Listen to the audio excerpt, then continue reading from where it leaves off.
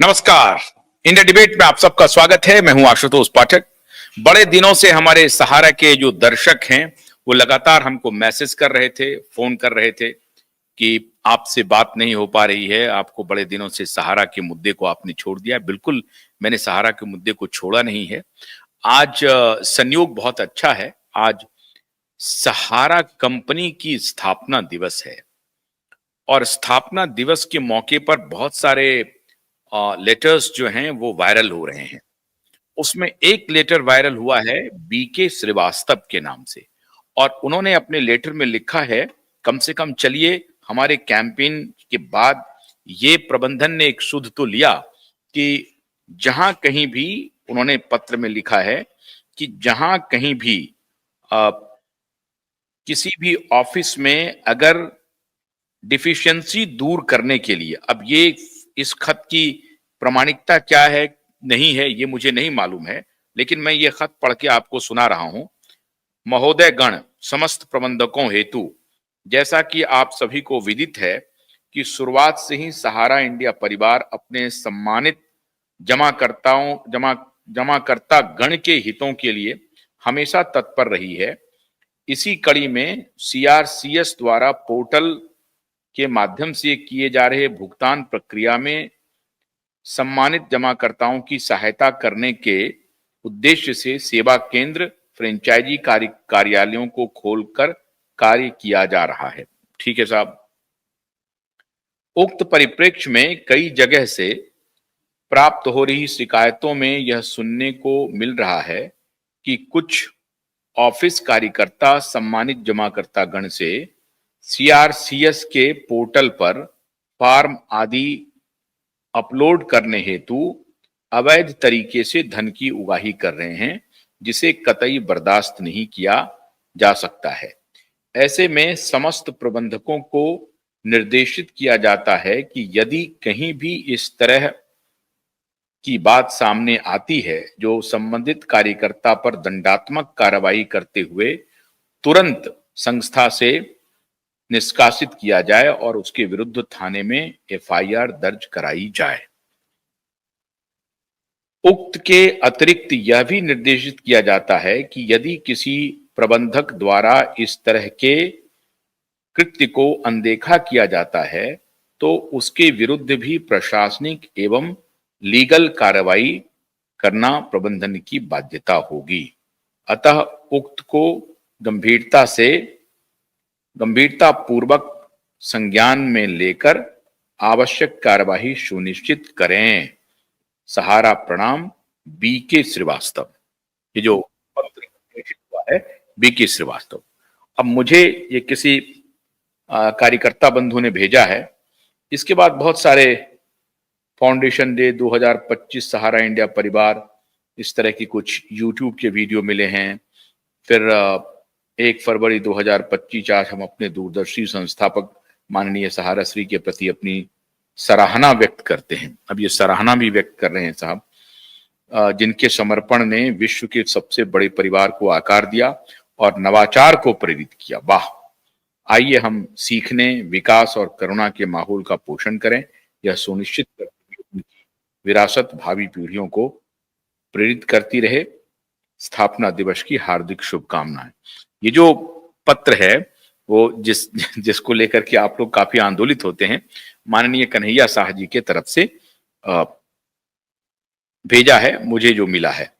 खैर, अब ये सवाल है कि मैंने आज स्थापना दिवस के दिन ही आपसे मुखातिब होने का दोबारा मैंने क्यों सोचा। जैसा मैंने आपको बताया कि लगातार हमें इस तरह के खत मिल रहे थे और संदेश भी मिल रहे थे कि क्या मैंने सहारा के अभियान को छोड़ दिया है। ऐसा मैं कभी कर भी नहीं सकता, लेकिन जो दूसरे मुद्दे, बहुत इंपॉर्टेंट मुद्दे हैं, वो थोड़े अधिक महत्वपूर्ण लग रहे थे, उनको मैंने उठाया। और जैसा कि करोड़ों निवेशकों की बात को हम हमेशा उठाते ही रहते हैं, तो आज हम ये भी जानने की कोशिश करेंगे कि झारखंड में जो कुछ चल रहा है उसमें सरकार ने क्या कदम उठाए हैं अभी तक, और प्रबंधन ने कोई दूसरा कदम उठाया या नहीं उठाया है। अगर प्रबंधन ने कोई कदम उठाया है तो वो क्या कदम है? मेरे पास जो जानकारी है उसके हिसाब से प्रबंधन अपनी तरफ से कोशिश करने में लगी हुई है कि किसी भी प्रकार से झारखंड सरकार की जो एक्शन है उसको दबाया जाए। और इसके लिए प्रबंधन की तरफ से शायद हेड ऑफिस से लखनऊ से बहुत सारे लोग गए थे, अपने लीगल टीम को लेकर के गए थे और उन्होंने सरकार से शायद गुजारिश की है कि जो कुछ भी आप एक्शन ले रहे हैं उसमें थोड़ी सी ढील दी जाए। जाहिर है कोई भी कंपनी यही काम करेगी, अगर उनके खिलाफ कोई एक्शन होगा तो कंपनी कोशिश करेगी उस एक्शन को कैसे दबाया जाए और अपनी स्थिति को कैसे सुदृढ़ किया जाए। तो अवधेश यादव जी का मैं एक टिप्पणी पढ़ देता हूं। पाठक सर, कश्ती हर तूफानों से लड़ सकती है, बुझी हुई क्षमा फिर से जल सकती है, बुझी हुई समा, ये क्षमा आपने लिखा गया है, कोई बात नहीं, बुझी हुई समा फिर से जल सकती है। सहारा परिवार से जुड़े लोग हौसला रखें, इरादे नहीं बदले हैं, किस्मत इन सभी का भी कभी चमक सकती है। ये अनुरोध है। ठीक है, बहुत बहुत शुक्रिया। लेकिन देखिए, मैं तो अपने तरफ से सहारा को और सहारा कंपनी को आज स्थापना दिवस की शुभकामना भेज रहा हूं।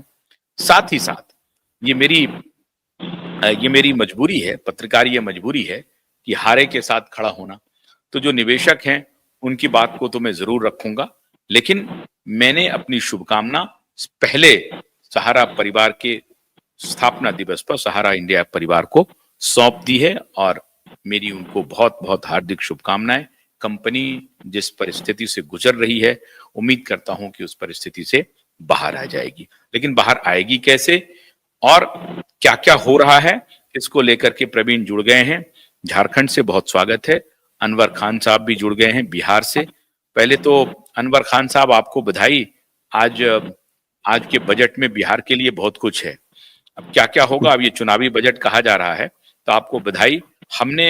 मेरी बहुत कम दिलचस्पी अब रहती है, वैसे मैं अर्थशास्त्र का विद्यार्थी हूं और शुरुआत में मैंने शुरू भी की थी तो बिजनेस रिपोर्टिंग से ही शुरू की थी, लेकिन जब देखा कि सब जगह बहुत सारे लोग ऐसे हैं जिनको मैं नहीं कर पाऊंगा उस तरह से महिमा मंडित, तो हमने वो एक प्रकार से छोड़ दी। लेकिन आज भी मेरी रुचि है बिजनेस रिपोर्टिंग पे, बिजनेस के शोज पे, तो उस पर हम बाद में बात करेंगे। पहले हम शुरू करते हैं प्रवीण से। प्रवीण, आप अपने फोन को अगर लैंडस्केप में कर लेंगे तो ये जो इससे थोड़ा सा लैंडस्केप कर लें। अनवर कुछ बोलना चाहते हैं, तब तक आप लैंडस्केप मोड में करें। माध्यम से हम अवधेश जी को एक चीज बोलना चाहते हैं कि अवधेश जी जो बोल रहे हैं ना कि समाज जल सकती है फिर से, आपके माध्यम से हम ये बतलाना चाह रहे हैं अवधेश जी को कि सर, सच्चाई छुप नहीं सकती बगावत के वसूलों से और खुशबू आ नहीं सकती कभी कागज के फूलों से।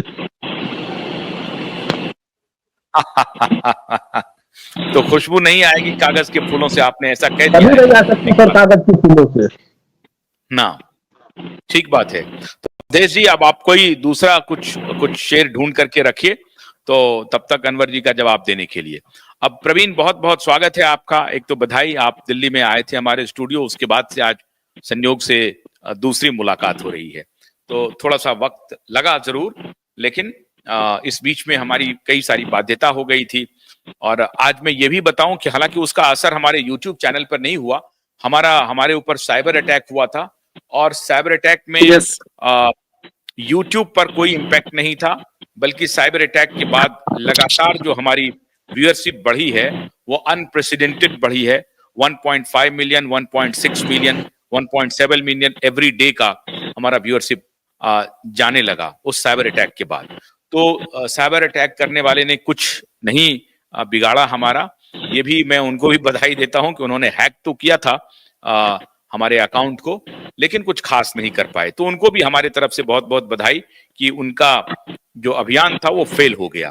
क्यूबाइब को दबाने का जो अभियान था, क्यूबाइब पर अटैक करने का जो अभियान था, और ये तीसरा अटैक है